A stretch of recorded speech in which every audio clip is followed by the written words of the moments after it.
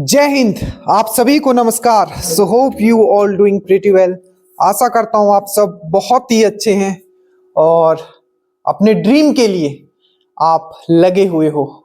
ये आपके ऊपर डिपेंड करता है कि आप खुश किनको करना चाहते हो। कुछ लोग ऐसे बैठे होंगे जो आपका फेल्यूर का इंतजार कर रहे होंगे और कुछ लोग ऐसे होंगे जो आपका सक्सेस का इंतजार कर रहे होंगे। तो ये डिपेंड आप पे करता है कि खुश आप किनको करना चाहते हो। So study like a warrior. आज हम आप लोगों के लिए एक स्पेशल सीरीज स्टार्ट कर रहे हैं। जैसा कि हम आपको साइंस पढ़ाते हैं, तो आज जो हम स्पीडी का, ठीक है, जनरल स्टडी का जो पोर्शन होता है उस पोर्शंस को हम एनालाइज करेंगे पेज बाय पेज। साइंस और जीएस ये दोनों मिलता है और आपका रिजल्ट होता है, ठीक है। तो आप ध्यान से देखिए, पेन और पेपर लेके बैठिएगा और बहुत मेहनत लगती है, ठीक है। ये हम फिर से कहेंगे चीजों को आपके सामने रखने के लिए, क्योंकि जब हम आपके सामने आते हैं इससे पहले सिर्फ हमें वो नहीं पढ़ाना है जो हमें आता है, हमें वहां तक आपको पढ़ाना है जिससे आपका श्योर सिलेक्शन हो, ठीक है। तो इसमें आप समझे कि आपको एग्जाम देना है के लिए आप ये वीडियो नहीं देख रहे हो, आप श्योर सिलेक्शन के लिए देख रहे हो, ठीक है। तो स्टार्ट करते हैं। पहला पॉइंट है, एटलीस्ट हम यहाँ सबसे पहले तो क्वेश्चंस कवर करेंगे। हर दिन हम एक ऐसा टॉपिक आपको करवाएंगे जहां से श्योर शॉर्टे क्वेश्चंस आता है, और आज एक टॉपिक भी करेंगे जो है आपका 5 ईयर प्लान, ठीक है। तो चलिए स्टार्ट करते हैं। देखिए टोटल हम लोग 50-60 क्वेश्चंस तो कर ही लेंगे, देखिए। और हर दिन, एक दिन साइंस करेंगे, एक दिन जीएस करेंगे। प्लीज बताइएगा ये आपको कैसा लगा, क्योंकि बहुत ही कीमती टाइम आपका भी है और उतनी ही कीमती टाइम हमारा भी है। तो बताइएगा कैसा लगा। जैसे कि जनगणना संघ सूची के अंतर्गत, और एक चीज, इसका इस बुक का इंपॉर्टेंस उनको पता है, ठीक है, जो एक डेडिकेटेड कैंडिडेट है। आप हर 1 से 2 पेज आप पढ़ लोगे इस बुक का, चाहे जीएस का चाहे साइंस को, आपको चाहे बीपीएससी देने वाले हो चाहे आप दरोगा देने वाले हो, आपको समझ में आ जाएगा कि इसका इंपॉर्टेंस क्या है। पेपर में डायरेक्टली यहां से क्वेश्चन छाप दिया जाता है, ठीक है, और एनालिसिस करके पढ़ेंगे तो और भी कुछ नहीं छूटेगा। देखिए जनगणना संघ सूची के अंतर्गत आता है, तो अगर आपको पूछा जाए जो सेंसस है बेसिकली, ठीक है, तो वो कौन से सूची के अंतर्गत आता है, तो आपको याद रखना है जो आपको जनगणना है, ठीक है, बेसिकली ये क्या है, आपका संघ सूची के अंदर आता है, ठीक है।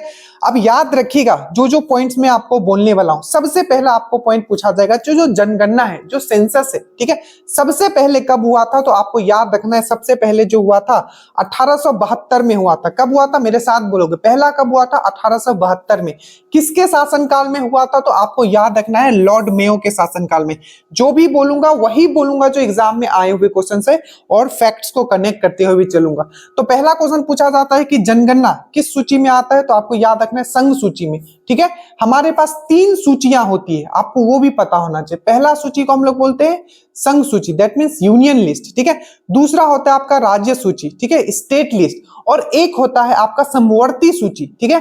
तो समवर्ती सूची जो होता है, ठीक है, वो है आपका जिसमें वैसे सब्जेक्ट रखे जाते हैं जो आपको स्टेट भी जिसपे अपना लो बनाता है और आपका सेंटर भी लो बनाता है। तो समवर्ती सूची में जो सब्जेक्ट रखे गए हैं, ठीक है, वो ऐसे सब्जेक्ट है जिसमें आपको यूनियन के पास भी पावर होता है लो बनाने का, और स्टेट के पास भी पावर होता है। तो अगर मैं बोलूं कि कितने हमारे पास लिस्ट है, तो आप क्या बोलोगे, कितने लिस्ट है हमारे पास, तो आपको याद रखना है हमारे पास कितने लिस्ट है, तो हमारे पास जो है हमारा 3 लिस्ट है, ठीक है।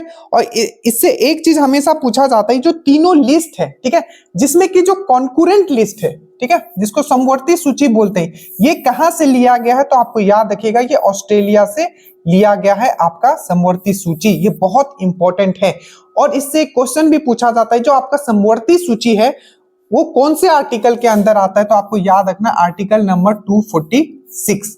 अब सेंसस पे वापस आते हैं। तो सेंसस पे अगर मैं बात करूं, ठीक है, तो जो पहला सेंसस हुआ तो 1872 में ये पूछा गया है, ठीक है, किसके शासनकाल में, तो लॉर्ड मेयो के शासनकाल में। दूसरा क्वेश्चन आपको पूछा जाएगा, ठीक है, पहला जो जनगणना हुआ था, चलो मेरे साथ करो, ठीक है, ऐसे करेंगे तो काफी टाइम लग जाए, मेरे हिसाब से करो। देखो पहला जनगणना आपको बोलेगा कब हुआ, तो आप बोलोगे 1872, किसके शासनकाल में, लॉर्ड मेयो के शासनकाल में। दूसरा आपको पूछेगा जो नियमित जनगणना मतलब जो डिकेडल होता है हर 10 साल के बाद, तो नियमित जनगणना कब स्टार्ट हुआ, तो आपको याद रखना है 1881। जिस तरीके से मैं बोल रहा हूं आपके भी दिमाग में सेट होगा, ठीक है। तो 1881 में हुआ। किसके शासनकाल में में हुआ? तो लॉर्ड रिपन के शासनकाल में हुआ। ये भी चीज आपको याद रखना है। और ये वही लॉर्ड रिपन है, ठीक है, जिन्होंने वर्नाक्युलर प्रेस एक्ट हटाया था। समझ में आया? तो नियमित जनगणना आपको लॉर्ड रिपन 1881, पहला जनगणना 1872 लॉर्ड मेयो। और अगर पूछे कि हमारे भारत का मतलब आफ्टर इंडिपेंडेंस, ठीक है, आफ्टर इंडिपेंडेंस जो हमारा पहला जनगणना हुआ वो कब हुआ? तो आपको याद रखना है वो होता है आपका कब हुआ? तो वो हुआ आपका 1951 में। तो ये हुआ हमारा पहला जनगणना आजादी के बाद, ठीक है। उसके बाद एक क्वेश्चन, दो क्वेश्चन यहां से पूछा जाता है। एक है कि आपका महाविभाजक वर्ष, दैट मीन्स इसको बोला जाता है ग्रेट डिवाइडिंग ईयर, जिसमें कि हमारा जो जनसंख्या एकदम घट गया था, ठीक है, तो रेट जो उसका घट गया था। तो आपको पूछेगा कि ग्रेट डिवाइडिंग ईयर या महाविभाजक वर्ष कब हुआ? तो 1921 आपको याद रखना है, बहुत बहुत बहुत इंपॉर्टेंट है। और दूसरा पूछा जाता है कि लघु विभाजक वर्ष, ठीक है, लघु विभाजक वर्ष में क्या हुआ था? आपका सडनली जो है हमारा पॉपुलेशन बहुत ही बढ़ गया था। तो आपको याद रखना है महाविभाजक वर्ष, सडनली हमारा पॉपुलेशन घट गया। और आपका जो महाविभाजक वर्ष 1921, ठीक है, और लघु विभाजक वर्ष 1951, ये दोनों आपको याद रखना है। इसमें हमारा क्या हुआ था? इसमें क्या हुआ था? हमारा घट गया था, ठीक है, और इसमें क्या हुआ था? सडनली बढ़ गया था। बट मेनली पूछा क्या जाएगा आपको कि जो आपका महाविभाजक वर्ष है वो कब किसको बोला जाता है? तो 1921 को। और लघु विभाजक वर्ष किसको बोला जाता है? तो 1951 को। और 2021 में जो हमारा सेंसस हुआ था वो कितने नंबर का था? तो 15वां नंबर का था। और फ्री इंडिया का बोले, स्वतंत्र भारत का बोले, तो वो आपका 7वें नंबर का था। अब यहाँ देखना जो जो चीज मैं बता रहा हूं, हमने यहाँ बात किया कि जो सेंसस जो होता है, ठीक है, वो क्या है? आपका संघ सूची में आता है। उसी तरीके से क्वेश्चन पूछा जाता है जो शेयर मार्केट है वो किस में आता है?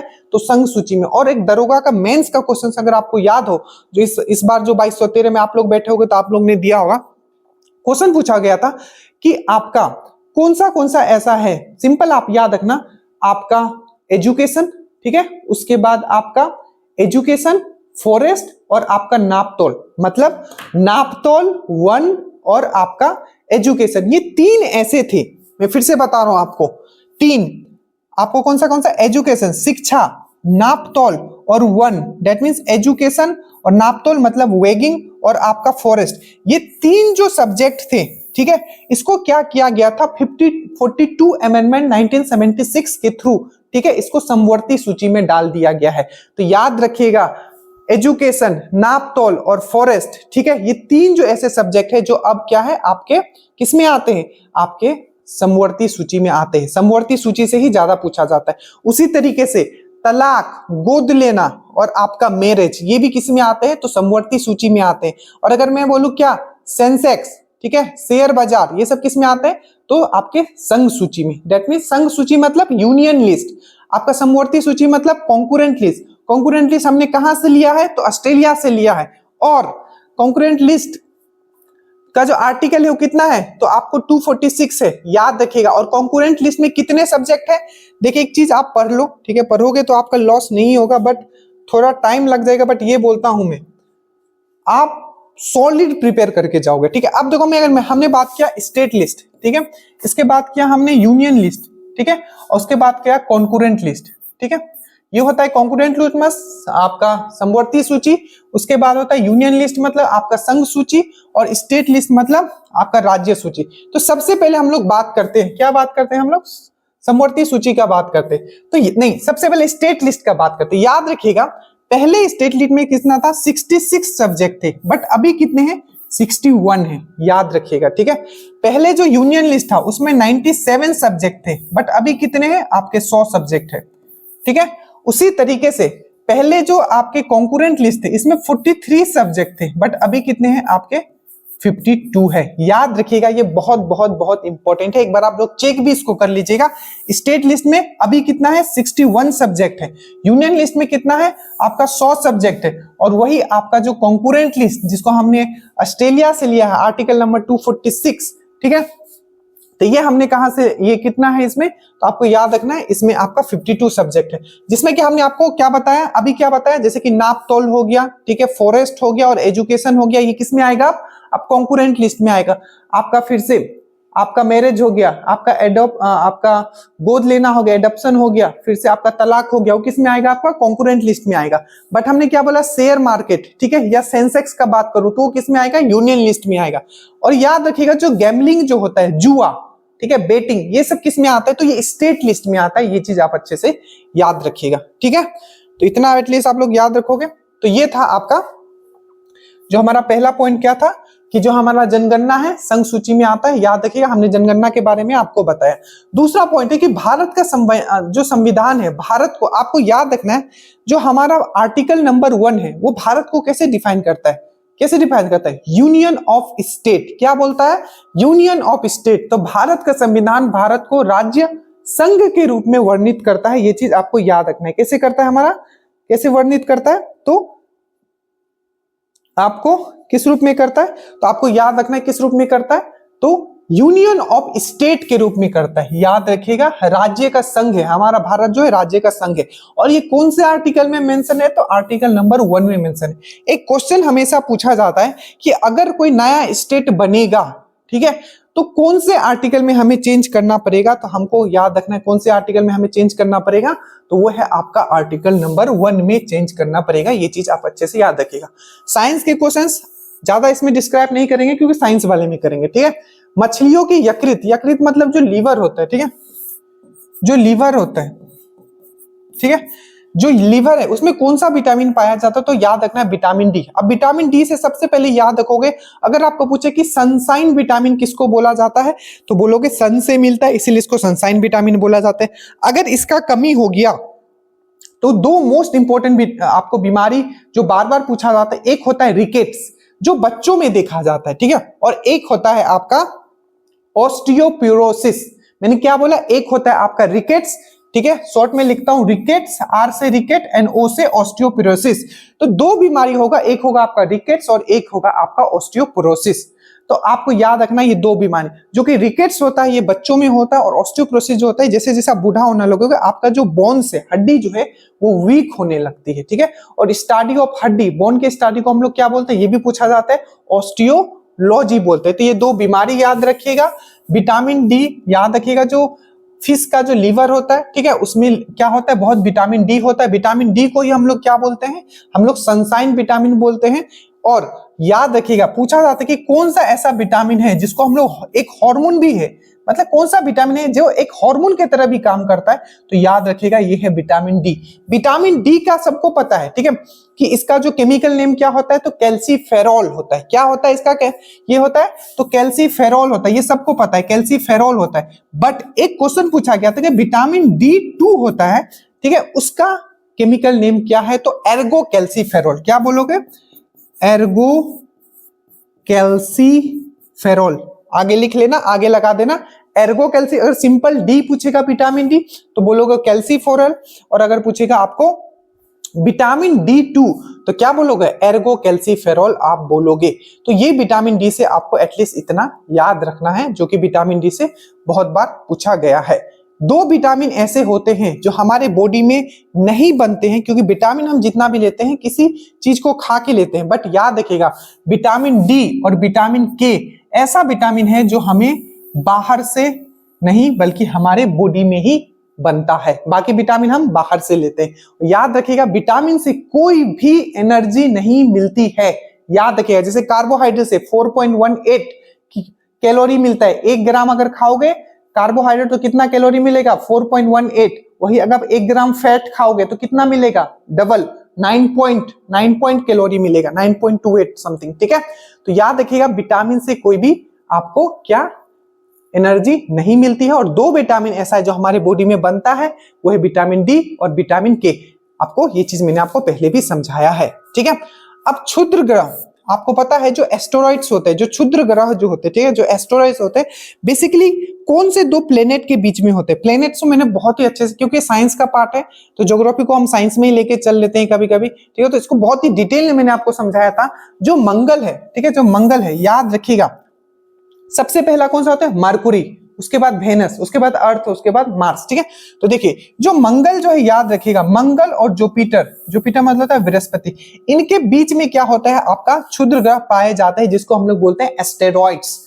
अब एक क्वेश्चन और यहाँ पूछा जाता है कि धूमकेतु जो होता है, धूमकेतु आपने सुना होगा, तो धूमकेतु का जो पूंछ जो होता है, ठीक है, पूंछ जो होता है वो सन से कैसा होता है? तो याद रखिएगा धूमकेतु का जो पूंछ होता है वो हमेशा सन से दूर होता है। क्या होता है धूमकेतु का पूंछ?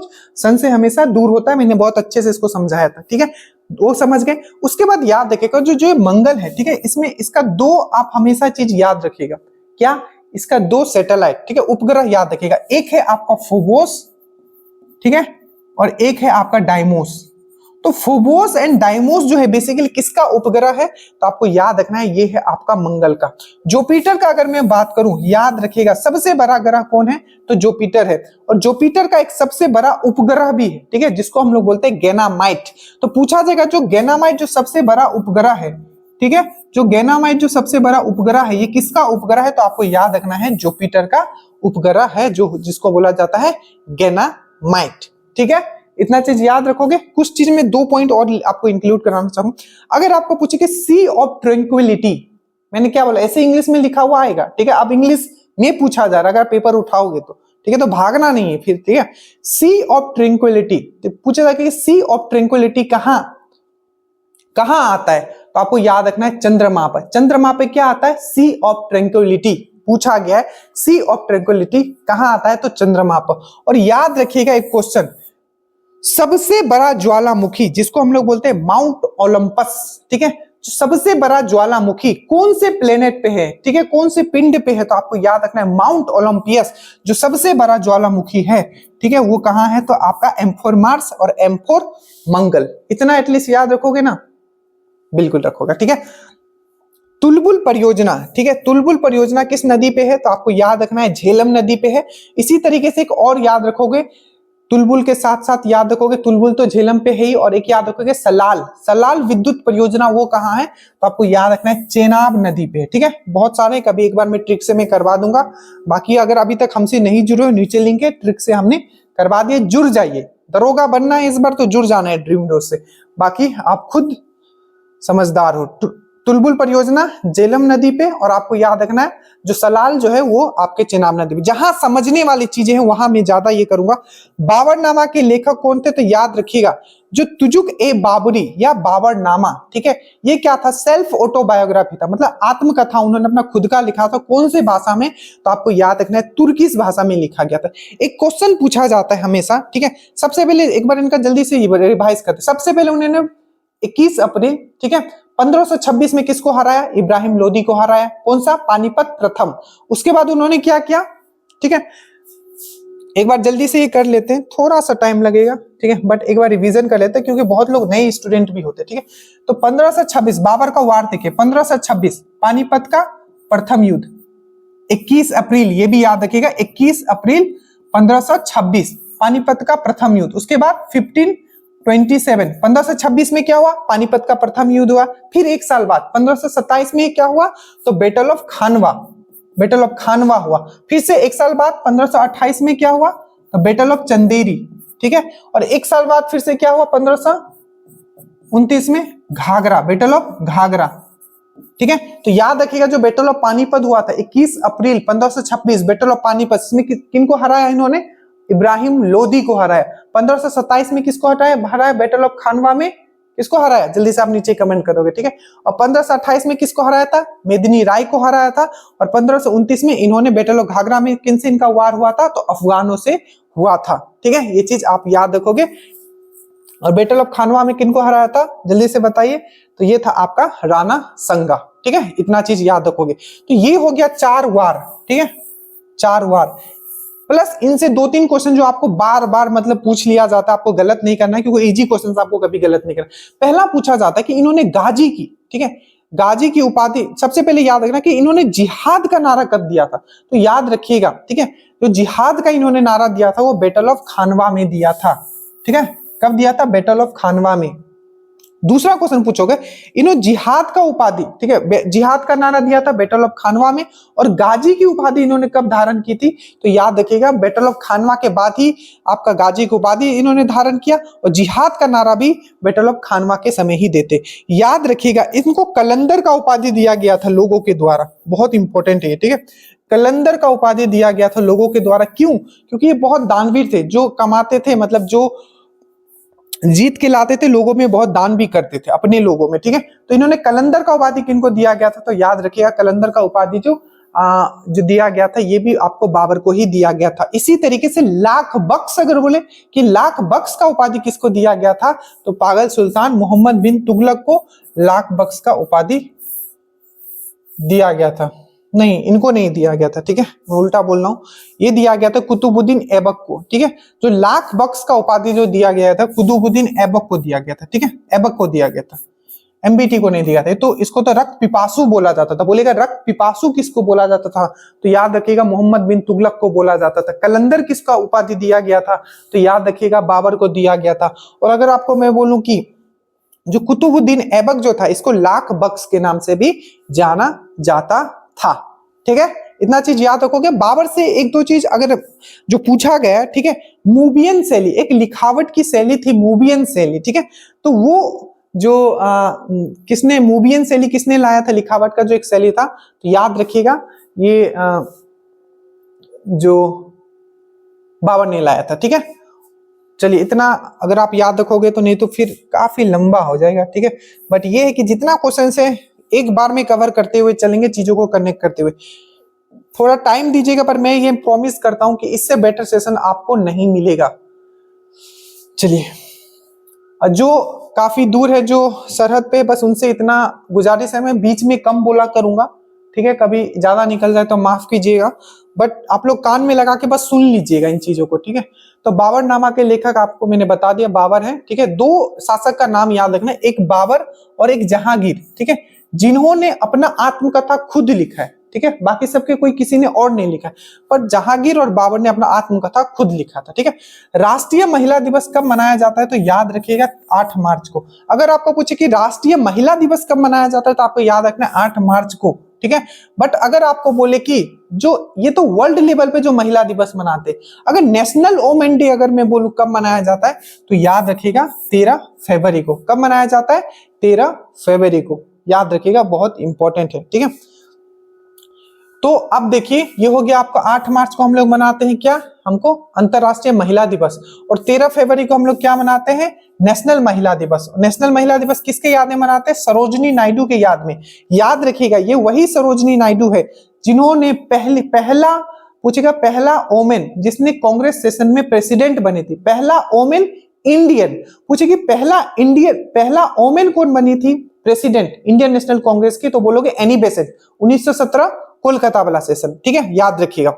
जो बोल रहा हूं प्लीज थोड़ा ध्यान दिया करो। जैसे 1917 कोलकाता सेशन, एनी बेसेंट पहली वोमेन थी जो प्रेसिडेंट बनी थी।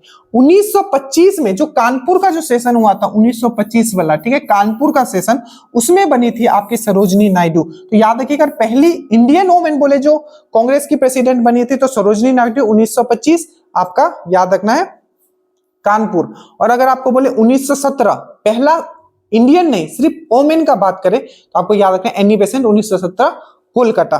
टोटल 3 वोमेन थी, ठीक है, जो क्या बनी थी?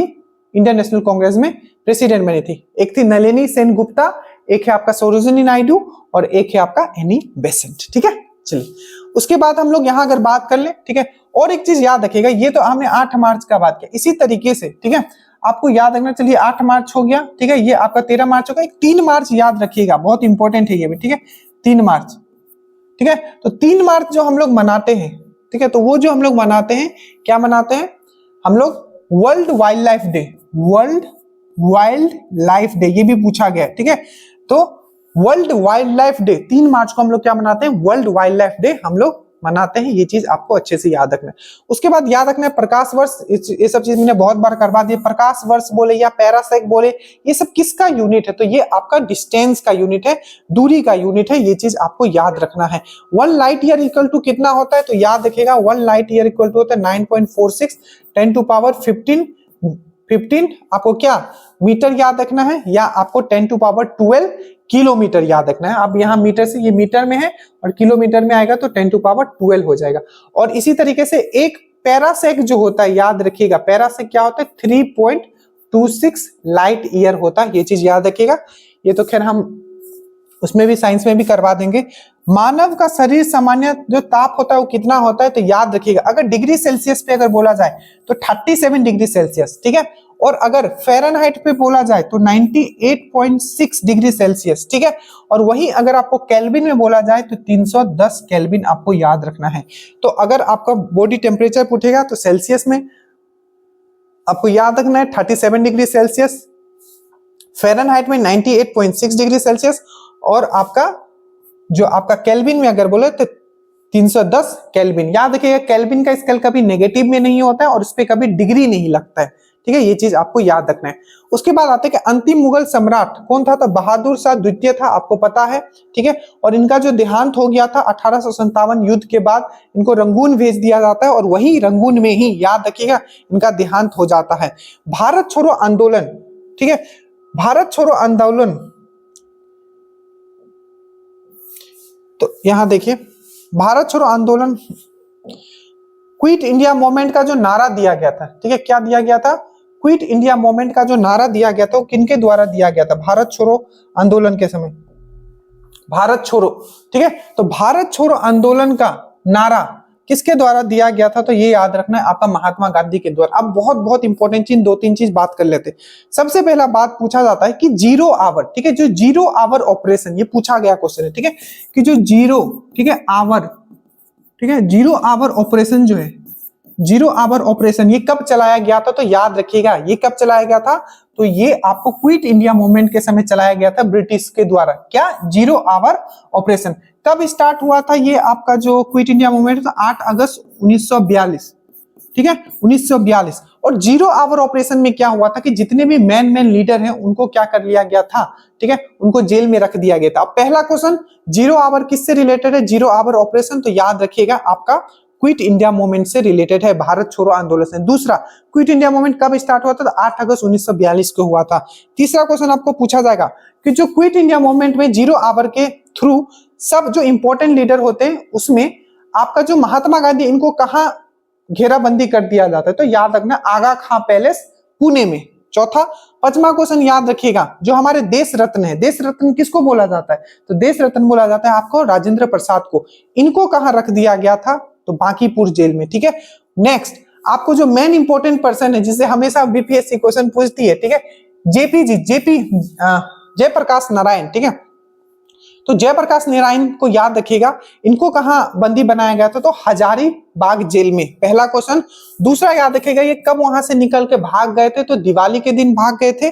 और याद रखिएगा इनका एक बुक है, ठीक है, जो हमेशा पूछा जाता है, व्हाई सोशलिज्म, ठीक है। इवन इस टाइप का बुक आइंस्टाइन ने भी लिखा है, ठीक है, एल्बर्ट आइंस्टाइन ने, बट इनसे ही पूछा जाता है व्हाई सोशलिज्म, ठीक है।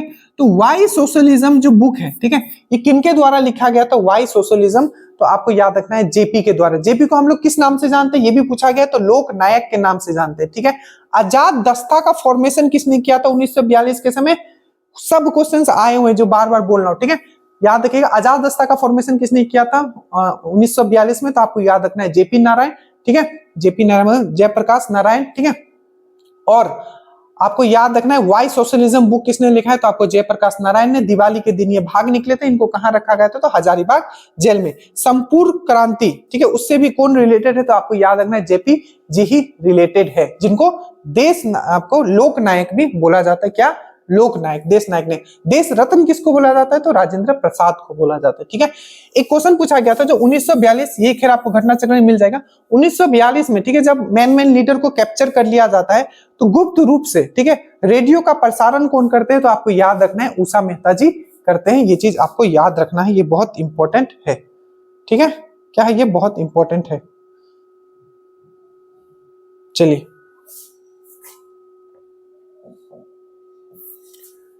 उसके बाद हम लोग आते हैं, यहां आ जाइए, देखिए राशियों की कुल संख्या कितनी अगर पूछे तो याद रखिएगा इस सबको क्वेश्चंस को डायरेक्टली रट के रखना है, नहीं तो लिख के रख लीजिए। जो टोटल राशि जो होती है कितनी होती है, 12 होती है। इंजाइम मूल रूप से क्या होता है, तो याद रखिएगा इंजाइम्स बेसिकली क्या होता है, प्रोटीन होता है। इवन मैंने एक क्वेश्चन और भी करवाया था, जो पॉइजन होता है, किसका पॉइजन, जो स्नेक स्नैक का जो पॉइजन होता है वो भी क्या होता है, प्रोटीन होता है। और याद रखिएगा बेसिकली जो ये प्रोटीन है, ठीक है, क्या है, एक एंजाइम है। तो पूछा जाता है जो एंजाइम जो है बेसिकली जो प्रोटीन, इसका काम क्या होता है, तो ये एक उत्प्रेरक के रूप में काम करता है, मतलब ये एक कैटलिस्ट है। कैटलिस्ट मतलब क्या होता है, किसी भी रिएक्शन को आपके बॉडी में फास्ट कर देगा, जैसे कि पाचन, ठीक है, याद रखिएगा। उसके बाद आता है सौर मंडल का सबसे चमकीला ग्रह, सबको पता है, सबसे चमकीला बोलेगा तो क्या बोलोगे आप, वेनस, ठीक है, वेनस, क्या बोलोगे आप, वेनस, शुक्र बोलोगे, ठीक है। उसी तरीके से बोलेगा कि सबसे गर्म वाला कौन सा है, तो आप बोलोगे सबसे ज्यादा गर्म कौन है, तो शुक्र है, मरकरी नहीं है, बुध नहीं है, शुक्र है सबसे गर्म, सबसे चमकीला, सुबह का तारा, शाम का तारा कौन है, शुक्र है। अगर आपको पूछेगा कि धरती का बहन के नाम से किसको जाना जाता है, तो शुक्र को जाना जाता है। और याद रखिएगा, ठीक है, ये एक ऐसा ग्रह है, देखिए दो ऐसे, देखिए जितने भी ग्रह है ना वो वेस्ट से ईस्ट की तरफ घूमते, जैसे अर्थ भी कैसे घूमता है, वेस्ट से ईस्ट की तरफ, ऐसे सब ग्रह ऐसे घूमते। बट दो ऐसा ग्रह है, एक हो गया आपका शुक्र, मतलब यूरेनस और वेनस, दो ऐसे जो दो ग्रह हैं, दो प्लेनेट ऐसे हैं, एक हो गया आपका शुक्र, शुक्र मतलब होता है वेनस, यूरेनस और वेनस, यू वी आप नाम रखना, यू और वी, दो ऐसे प्लेनेट है जो हमेशा ईस्ट से वेस्ट घूमते, बाकी वेस्ट से ईस्ट घूमते, ये ईस्ट से वेस्ट घूमते। कौन सा, यूरेनस और वेनस। तो उसमें एक ये भी है जो आपका ईस्ट से वेस्ट घूमता है। प्लस याद रखिएगा इसका कोई उपग्रह नहीं है, मरकुरी और वेनस का कोई उपग्रह नहीं है, ये चीज भी आपको याद रखना है, ठीक है। बिंदुसार मौर्य वंश का शासक था, आपको याद रखना है, ठीक है। बिंदुसार के पिता कौन थे, तो चंद्रगुप्त मौर्य थे, याद रखिएगा। बिंदुसार से 2-3 क्वेश्चन हमेशा याद रखिएगा। सबसे पहला जो ये अजीवक संप्रदाय के थे, ये बहुत यूनिक क्वेश्चन है, तो कौन से थे, अजीवक संप्रदाय के थे। और याद रखिएगा सेंट्रोकोटस और एंट्रोकोटस बोला गया, ठीक है, तो आप क्या बोलोगे, सेंट्रोकोटस और एंट्रोकोटस, तो वो आपको याद रखना चंद्रगुप्त मौर्य का नाम था। बट अमित्रघात, ठीक है, और सिंहसेन, अमित्रघात और सिंहसेन, सिंहसेन जैन ग्रंथ में इनको सिंहसेन के नाम से जाना जाता है, किनको, बिंदुसार को। और अमित्रघात किनको बोला जाता है, सिंहसेन, अमित्रघात, तो बिंदुसार को, अजीवक संप्रदाय के थे। ये भी चीज आपको याद रखना है, किनके बारे में, आपको बिंदुसार के बारे में क्या याद रखना है, तो ये आपका अजीवक संप्रदाय के थे, ठीक है। प्लस एक क्वेश्चन इनसे आप और याद रखोगे, एक क्वेश्चन पूछा गया था कि जो डेमेस्कस, ठीक है, डेमेकस या डेमेस्कस बोलो, ठीक है, तो एक राजदूत आया था डेमेस्कस, ठीक है, जिसको भेजा था आपको एंटियोकस ने, ठीक है। तो याद रखना जो डेमेस्कस पूछ लिया जाता है, ठीक है, अभी आगे और पढ़ेंगे इस टाइप के क्वेश्चन। तो डेमेस्कस जो सीरिया का राजदूत था, कौन था, डेमेस्कस जो सीरिया का राजदूत था, जो एंटियोकस I के द्वारा भेजा गया था, किसके शासनकाल में आया था, तो आपको याद रखना है आपको बिंदुसार। लिंगराज टेम्पल कहाँ है, तो याद टेम्पल वाला एक दिन में करवा दूंगा पूरा, ठीक है, भुवनेश्वर में ही याद रखिएगा। लिंगराज टेम्पल जो है आपका भुवनेश्वर से। इसी तरीके से पूछा जाता है सबरीमाला टेम्पल कहाँ है, तो आपका तमिलनाडु में, ठीक है। और मैं अगर बोलूं कि तिरुपति तिरुपति बहुत चतुर है, तो ठीक है, तो तिरुपति जो है आपका कहाँ है, तो याद रखिएगा आप आंध्र प्रदेश में, जो पढ़े हैं हमसे उनको याद होगा ये सब चीज, ठीक है। तो तिरुपति आंध्र प्रदेश में, ठीक है। मकाओ की मुद्रा क्या है, पटाक, ठीक है, याद रखा पटाका, ठीक है। मकाओ, मकई जो आप जब आप पकाते हो, ठीक है, मकई जब आप पकाते हो तो क्या होता है, उसमें पट पट पट पट करता है जब गरम गरम मकई पकाते हो, तो पटाका आपको याद रखना है, आपको मकाओ, ठीक है। उसके बाद याद रखना है जो सिनेमा का जो खोज था, क्या पूछा गया, जो सिनेमा का जो खोज था वो किसके द्वारा किया गया था, तो आपको याद रखना है जो सिनेमा का जो खोज था वो किसके द्वारा किया गया है, तो सिनेमा का जो खोज है वो निकोलसन और जीन के द्वारा किया गया, निकोलसन और जीन, ठीक है, निकोलसन और मतलब सिनेमा देख के निकले हैं अभी, तो निकोलसन एंड जीन लुथिये के द्वारा। याद रखिएगा इस टाइप के क्वेश्चंस, ठीक है, ये यूनिक क्वेश्चंस होते हैं। पृथ्वी का एकमात्र उपग्रह कौन सा है, तो याद रखिएगा चंद्रमा। और पृथ्वी का याद रखिएगा इसको क्या बोला जाता है, ब्लू प्लेनेट बोला जाता है। क्यों, क्योंकि मैक्सिमम जो इसका जो सरफेस है वो पानी से ढका हुआ है। और पूछेगा सबसे ज्यादा जो डेंसिटी, घनत्व, ठीक है, किसका है, किसका है, किसका है, किसका है, तो बोलोगे आप किसका है, पृथ्वी का है। बट एक क्वेश्चन और पूछा जाता है, कौन सा ऐसा प्लेनेट है, पिंड है, जिसको पानी में रखोगे तो तैरने लगेगा, तो क्या बोलोगे, सैटर्न। सैटर्न एक ऐसा प्लेनेट है जिसको आप पानी में रखोगे तो ये तैरने लगेगा, ठीक है, याद रखिएगा। आगे चलते हैं हम लोग, चलिए यहां आ जाइए, इसको थोड़ा हम इधर कर देते हैं, ठीक है। अब यहां आ गया हर्षवर्धन, बहुत ही इंपॉर्टेंट पर्सन है हर्षवर्धन को अगर आपको पता हो तो। हर्षा के बारे में अगर हम लोग बात करें तो हर्षवर्धन जी जो थे, ठीक है, माना जाता है कि हर्षवर्धन का राज्य का कवि कौन था, तो आपको याद है हर्षवर्धन का जो राज्य का कवि था ठीक है, वो कौन था? तो आपको याद रखना है वो है आपका बाणभट्ट। बाणभट्ट से आपको दो नाम, ये दो बुक आपको हमेशा याद रखना है। कौन सा बुक याद रखोगे? पहला याद रखोगे हर्षचरित्र। तो हर्षचरित्र किसने लिखा है? हर्षचरित्र, तो याद रखना हर्षचरित्र किसने लिखा है? बाणभट्ट। ठीक है, दूसरा आपको पूछा जाएगा कादम्बरी। दो बुक हर्षचरित्र और कादम्बरी किसने लिखा है? तो आपको याद रखना है किसने लिखा है? आपका बाणभट्ट ने लिखा है। ठीक है, हर्षचरित्र और कादम्बरी।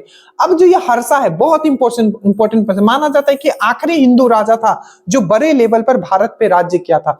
हर्षवर्धन का अगर मैं बात करूं, जैसे कि हमने बात की, ये खुद भी एक अच्छा कवि था, एक अच्छा लेखक था, एक लिखता भी था। इवन ये आपका, चलिए उससे मतलब नहीं, ठीक है, अभी आपको याद करवाने से मतलब है। अभी याद रखना कि बाणभट्ट किसका कवि था, किसके शासनकाल में और किसके दरबार में? तो आपका हर्षवर्धन या हर्षा बोलोगे। ठीक है, उसके बाद दूसरा पॉइंट आपको याद रखना है, जो ये आपका बाणभट्ट, इसने दो आपका जो बुक लिखा था, एक था हर्षचरित्र और एक था आपका कादम्बरी। अब ये जो हर्षा है, ठीक है, जिसको हर्षवर्धन हर्षा भी बोलते हैं, ठीक है, इसने बहुत अच्छे बुक लिखे। एक याद रखना आपका प्रियदर्शिका। ठीक है, क्या मैंने बोला? प्रियदर्शिका, बहुत इंपॉर्टेंट है प्रियदर्शिका। उसके बाद याद रखिएगा नागानंदा। क्या मैंने बोला? नागानंदा। ठीक है, तो प्रियदर्शिका, नागानंदा और रत्नावली, सब मैंने ट्रिक से आपको याद करवाया। ठीक है, रत्नावली।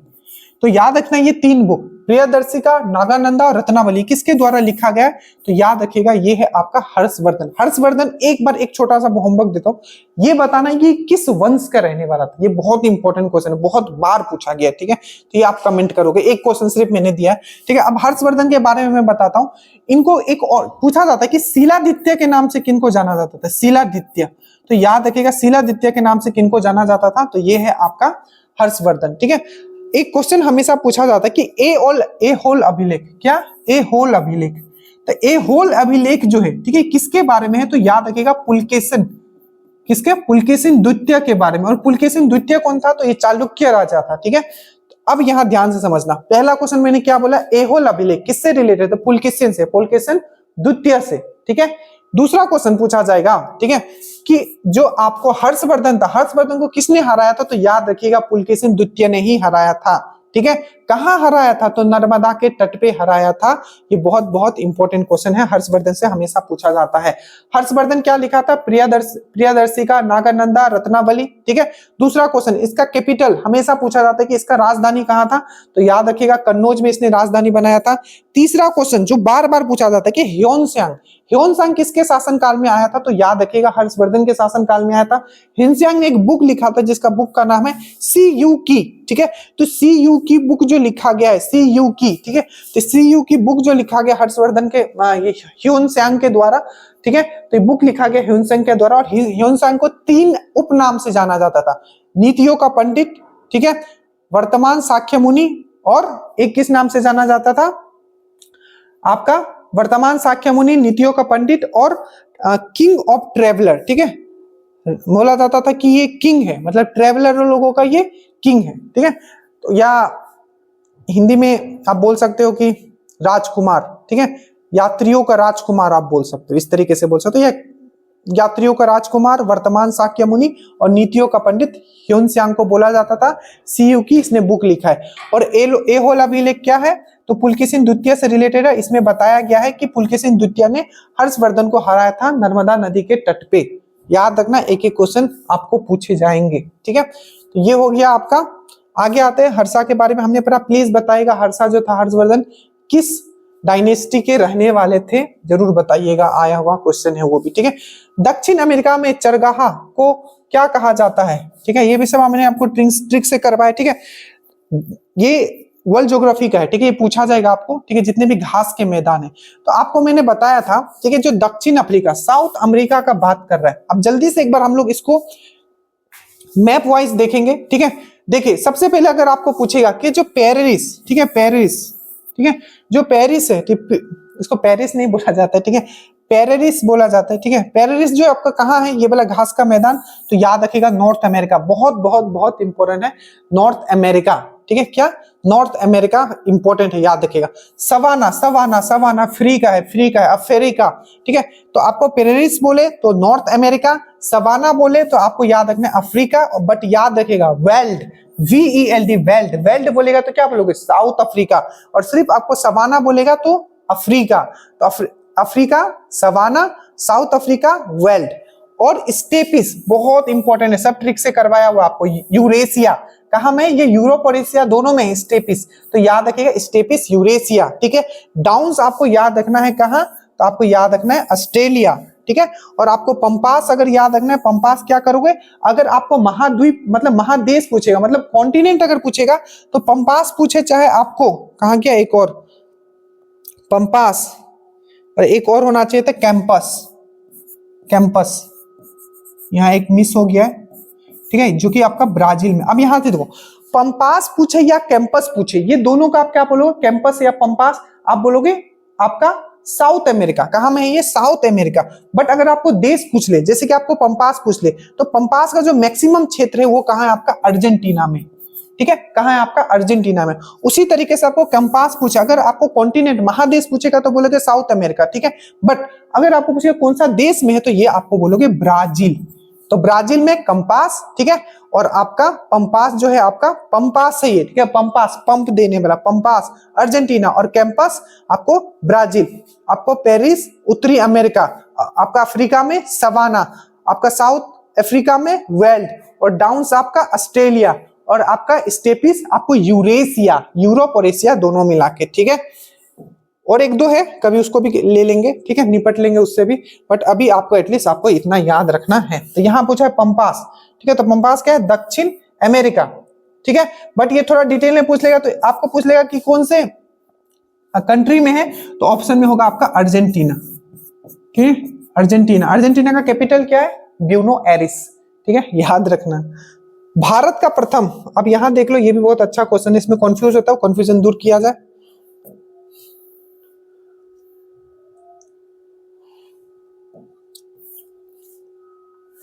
यहां बोला गया है, एक बार माइक चेक कर ले, चल भी रहा है कि, कभी कभी क्या होता है ना, आप लोगों को लगता है कि सर कितने आराम से पढ़ा, पूरा वीडियो रिकॉर्ड हो जाता है और बाद में पता चलता है कि माइक काम ही नहीं कर रहा। अब उस दिन तो जान निकल जाता है। देखिए उसके बाद बोलते हैं भारत में प्रथम स्वर्ण मुद्राएं। अब यहाँ देखो स्वर्ण मुद्राएं मतलब गोल्ड कॉइन। अगर आपको पूछे कि भारत में सबसे पहले गोल्ड कॉइन किसने चलाया, तो आप बोलोगे हिंद यूनानी, आपको पढ़ाया गया है, ठीक है, पहला क्वेश्चन। अगर आपको बोले कि भारत में सबसे प्योर गोल्ड के सिक्के किसने चलाए थे, तो आपको याद रखना है खुसान। खुसान में भी कनिष्क याद रखोगे, खुसान, खुसान का सबसे प्रतापी राजा कनिष्क। और बोलेगा कि सबसे ज्यादा गोल्ड कॉइन किसने चलवाए थे, तो आपको याद रखना है गुप्तास, ठीक है।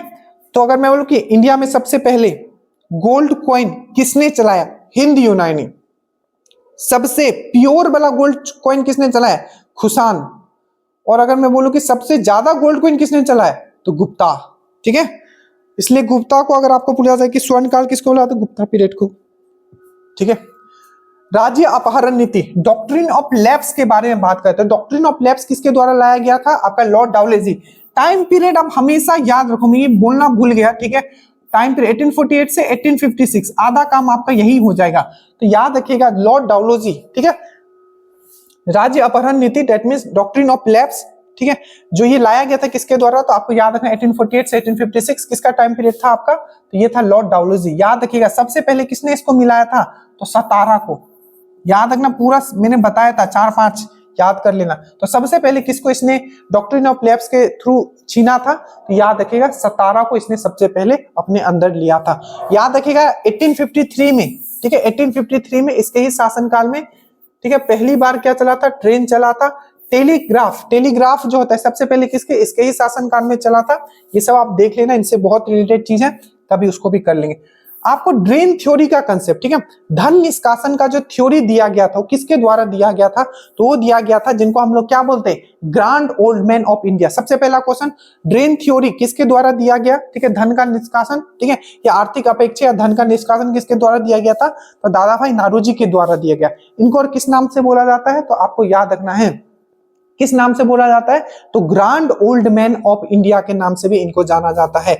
दूसरा क्वेश्चन, तीसरा क्वेश्चन आप याद रखोगे, इन्होंने 3 पूछा था कि कितने सेशन में ये प्रेसिडेंट थे इंडियन नेशनल कांग्रेस के, तो आपको क्या बोलना है, 3 सेशन में ये प्रेसिडेंट थे। पहला सेशन कौन सा था, तो कोलकाता का सेशन। कब हुआ था पहला वाला सेशन जिसमें ये प्रेसिडेंट थे, तो दूसरा वाला 1886। मैंने क्या बोला, टोटल 3 सेशन में ये प्रेसिडेंट थे, इंडियन नेशनल कांग्रेस का जो सेशन हुआ था, ठीक है, 3 में पहला ऐसा कौन सा सेशन जिसमें ये शामिल हुए थे एज ए प्रेसिडेंट, तो आपको याद रखना है कोलकाता वाला 1886 में, जो कि कांग्रेस का ये दूसरा सेशन था। याद आया? तीसरा चौथा जो भी इसका क्वेश्चन, आप नेक्स्ट क्वेश्चन याद रखोगे 1892 में ये पहले ऐसे इंडियन हैं जो मेंबर ऑफ पार्लियामेंट बने थे। कहां? आपका यूके में, मतलब ब्रिटेन में ये ऐसे पर्सन थे जो ब्रिटेन में पार्लियामेंट, मतलब मेंबर ऑफ पार्लियामेंट बने थे। कब? 1892 में। और कौन से पार्टी से, ये भी पूछा गया है, तो लिबरल पार्टी से।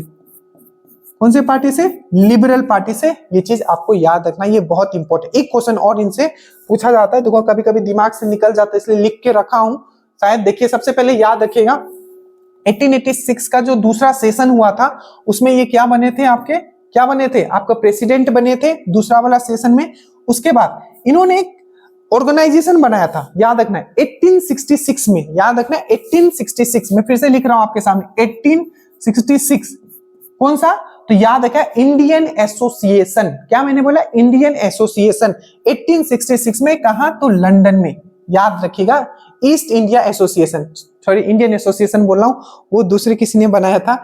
ईस्ट इंडिया एसोसिएशन मैंने लिख दिया, कभी कभी फ्लो में निकल जाता है इसलिए लिख के रखा हूं। तो लंदन में ईस्ट इंडिया एसोसिएशन इन्होंने बताया था 1866 में। ठीक है, इतना याद रखिएगा जो जो चीज मैंने इनसे आपको बताया। और 1892 में क्या बने थे? लिबरल पार्टी से। ठीक है, ये मेंबर ऑफ पार्लियामेंट बने थे। ठीक है, और उस जगह का नाम क्या था जहां से मेंबर ऑफ पार्लियामेंट बने थे? फिन्सबरी। क्या था? फिन्सबरी। आपको अच्छे से याद रखना, ये बहुत इंपॉर्टेंट पॉइंट था। ठीक है, याद रहेगा। चलिए, इतना पॉइंट एटलीस्ट आप लोग याद रखना। रोज अगर इतना कर लोगे ना, बाबा बन जाओगे फिर तो। चलिए, उसके बाद आता है कि राज्यसभा में हमेशा कनेक्ट करना है, हमेशा करना है। ऐसा नहीं है कि आपको कोई एक ऑप्शन कर रहे हो वन लाइन, उसको ट्राई करने के पीछे वाला किससे रिलेटेड है कनेक्ट करते हुए पढ़ना है। ठीक है, राज्यसभा में मनोनीत सदस्यों के अधिकतम आपको पता है 12 जो सदस्य जो है गवर्नमेंट के द्वारा नॉमिनेट किया जाता है। आपको याद रखिए गवर्नमेंट में भी क्यों करते हैं? तो हमारे प्रेसिडेंट करते हैं। कौन से आर्टिकल के थ्रू? 83 के थ्रू जो है हमारा जो है ये नॉमिनेट किया जाता है। ठीक है, और याद रखिएगा एक चीज, जो आपका जो ठीक है, क्या किया जाता था? एंग्लो इंडियन को किया जाता था नॉमिनेशन, किसके द्वारा? प्रेसिडेंट के द्वारा। ये हटा दिया गया है 104 अमेंडमेंट एक्ट 2019 के द्वारा। ठीक है, तो 104 अमेंडमेंट एक्ट के द्वारा क्या हटा दिया गया है? 2 एंग्लो इंडियन का जो सीट था उसको अब हटा दिया गया है। ये भी चीज याद रखोगे।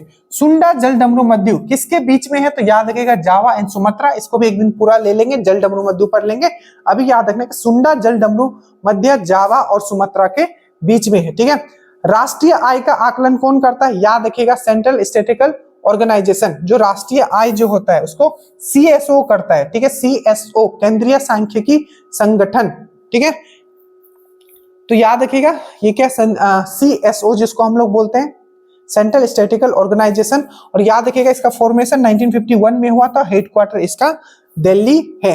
गांधी इरविन पैक्ट कब हुआ था? सबको पता होगा। ये गांधी इरविन पैक्ट जो होता है 1951 बोला हूं, 1931 आपका 5 मार्च को हुआ था। ठीक है, क्या हुआ था? 5 मार्च को क्या हुआ था आपका 1931 को। और इसके बाद ही क्या है, ये राजी हो जाते हैं। और सेकेंड जो हमारा राउंड टेबल कॉन्फ्रेंस हुआ था यूके में, उसमें ये शामिल होते हैं। ये चीज आपको याद रखना है। विश्व बैंक का मुख्यालय कहाँ है? अगर आपको विश्व बैंक बोले, दैट मीन्स वर्ल्ड बैंक बोले, चाहे आपको क्या बोले, आपको इंटरनेशनल, दो याद रखना, आपको वर्ल्ड बैंक बोले, ठीक है, चाहे IMF बोले, इंटरनेशनल मॉनेटरी फंड बोले, ये दोनों का हेडक्वार्टर कहाँ है आपका? ये है आपका वाशिंगटन DC। योजना आयोग का अध्यक्ष कौन होता है? तो ये होता है आपका प्रधानमंत्री। याद रखिएगा योजना आयोग आप खत्म कर दिया गया। अब यहां ध्यान से समझ लीजिए, ठीक है, क्योंकि इसको हम लोग डिटेल में अभी 10 मिनट और दीजिएगा। ठीक है, उसके बाद हम लोग एक बार 5 ईयर प्लान क्विकली रिवीजन करेंगे। ठीक है, देखिए तो देखिए जो योजना आयोग था, जो प्लानिंग कमीशन था, ठीक है, सबसे पहले देश जब आजाद हुआ, ठीक है, देश जब आजाद हुआ तो उसके बाद क्या हुआ कि हमारा देश किस तरीके से आगे बढ़ेगा, उसके लिए 5 ईयर प्लान बनाया गया। ठीक है, तो ये 5 ईयर जो प्लान बनाता था वो कौन बनाएगा? वो बनाएगा आपका योजना आयोग, दैट मीन्स प्लानिंग कमीशन। ठीक है, ये प्लानिंग कमीशन का फॉर्म कब हुआ था? तो याद रखिएगा प्लानिंग कमीशन जो फॉर्म हुआ था 15 मार्च 1950 को हुआ था। पहला बात ये समझ गए। प्लानिंग कमीशन क्या करेगा, 5-5 साल के लिए हमारा जो फ्यूचरिस्टिक आगे का चीज देखेगा कि अगले 5 साल में हमको क्या क्या अचीव करना है, उस हिसाब से प्लान बनाता था। तो 15 मार्च 1950 को प्लानिंग कमीशन बना या योजना आयोग बना, ठीक है। और याद रखिएगा इस योजना आयोग के द्वारा जो प्लान बनाया जाता था उसको पास हुआ, उसको देखने के लिए क्या ये प्लान सही है कि नहीं, फाइनल जो पास किया जाता था वो किसके द्वारा किया जाता था, तो एनडीसी के द्वारा, नेशनल डेवलपमेंट काउंसिल, ठीक है। और इसका फॉर्मेशन कब हुआ था, तो 6 अगस्त 1952 को हुआ था। तो दो चीज आपको याद रखना है प्लानिंग, आपको 5 ईयर प्लान पढ़ने से पहले। सबसे पहले प्लानिंग कमीशन फॉर्म हुआ जिसको योजना आयोग बोलते हैं, ठीक है। कब, तो 15 मार्च 1950 को। इसका जो चेयरमैन होता है वो हमेशा प्रधानमंत्री ही होता है, ठीक है। और इसको देखने के लिए क्या ये सही काम कर रहा है नहीं, कि जो भी इसका जो भी आउटले है, ठीक है, उसको पास करने के लिए कौन था, तो नेशनल डेवलपमेंट काउंसिल, जो कि 6 अगस्त 1952 को फॉर्म हुआ। बट अभी क्या है, ये प्लानिंग कमीशन खत्म कर दिया गया है। और आपको पता होगा 1 जनवरी, ठीक है, 2015 से नीति आयोग आ गया है, national institute of transforming India, ठीक है, नीति आयोग। अब जो ये नीति आयोग है, याद रखिएगा चेयरमैन इसमें भी, नीति आयोग का भी जो मेन चेयरमैन है वो अभी भी प्रधानमंत्री ही होगा। मतलब अभी भी कौन होगा, हमारे नरेंद्र मोदी जी होंगे, ठीक है। अब ये चीज आपको ध्यान रखना है। और इसमें क्या होता है, नीति आयोग में एक सीईओ होता है मेन, और एक जो होता है आपका वाइस चेयरमैन। तो चेयरमैन तो प्रधानमंत्री होंगे, वाइस चेयरमैन अभी अगर देखा जाए कौन है वाइस चेयरमैन, तो आपको याद रखना है जो सीईओ है वो तो आपका परमेश्वर है, ठीक है, परमेश्वर जी है। और आपके जो सीईओ है वो है सुमन बेरी, याद रखिएगा। और मैं पहला अगर बात करूं, पहला सीईओ कौन था, तो सिंधु सिंह खुल्लर। पहला सीईओ कौन, सिंधु सिंह खुल्लर। और पहला आपका जो वाइस चेयरमैन कौन थे, तो आपको अरविंद पनघरिया। प्लीज याद रखिएगा, तब आप भी स्कूल में होंगे और हम भी स्कूल में होंगे। अर्थशास्त्र का जनक किनको माना जाता है, तो याद रखिएगा एडम स्मिथ को फादर ऑफ इकोनॉमिक्स भी बोला जाता है, ठीक है। अब हम जल्दी से, ठीक है, जिनको पढ़ना है वो अंत तक रुकेंगे, मेरे मेहनत को भी सफल बनाए। अब हम लोग 5 ईयर प्लान पढ़ने वाला है। यहाँ इंग्लिश में लिखा गया है, घबराइए मत, ठीक है, मैं बोलते हुए जाऊंगा, बस आप सुन लेना, ठीक है। आज 1 से लेके 9 तक करेंगे जो मेन 9 5 ईयर प्लान। देखो 5 ईयर प्लान, सबसे पहले मैंने बताया 5 ईयर प्लान जो स्टार्ट किया गया था कि हमारा देश जब आजाद हुआ उसके बाद किस तरीके से हमारा जो देश का, क्योंकि देखो कोई भी चीज क्या होता है, पहले हमें प्लान बनाना पड़ता है तभी ना उस प्लान के हिसाब से चले। विदाउट प्लान तो हमें एग्जाम भी नहीं निकलेगा। तो इसीलिए प्लानिंग कमीशन का फॉर्म किया गया था, ठीक है। प्लानिंग कमीशन का कब फॉर्म किया गया, मैंने अभी बताया 15 मार्च 1950 को। और उसके साथ एक और ऑर्गेनाइजेशन का फॉर्म किया गया, एनडीसी, नेशनल डेवलपमेंट काउंसिल, 6 अगस्त 1952 को, ठीक है। तो पहला 5 ईयर प्लान बनाया गया, ठीक है, वो बनाया गया था 1951 से लेके 1956 के लिए। आप देखते जाओ, जो मैं चीज बता रहा हूं बस उतना याद रखना है। सबसे पहले ये जो 5 ईयर प्लान का जो कंसेप्ट है ये कहां से इंस्पायर्ड हुआ है, तो रसिया से। कहां से, रसिया से इंस्पायर्ड हुआ है। तब रसिया नहीं था, ठीक है। जल्दी से बताइएगा कि जो सोवियत यूनियन था